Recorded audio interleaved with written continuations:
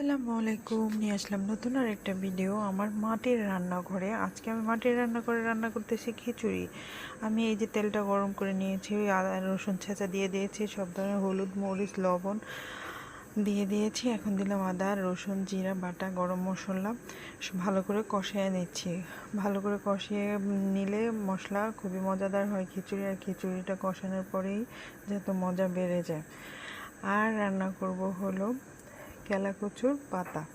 এখন আমার কষানো হয়ে গেছে, পরিমাণ মতো পানিটা দিয়ে দিলাম। পানিটা দিয়ে ভালো করে নেড়ে ঢেকে দিয়েছি। এখন ঢাকনা উঠিয়ে দেখলাম যে বলক চলে আসছে, আমার মজাদার খিচুড়ি রান্না হচ্ছে। তারপরে আমি নেড়ে দিলাম। আমার চুলাটা নিভু নিভু করে জ্বলছে, হয়ে গেছে। আমার খিচুড়িটা নামিয়ে আমি নিয়ে নিলাম বড়া ভাজার জন্য। কড়াইতে তেল দিয়ে দিলাম, আমার বড়া ভাজা হয়ে গেছে।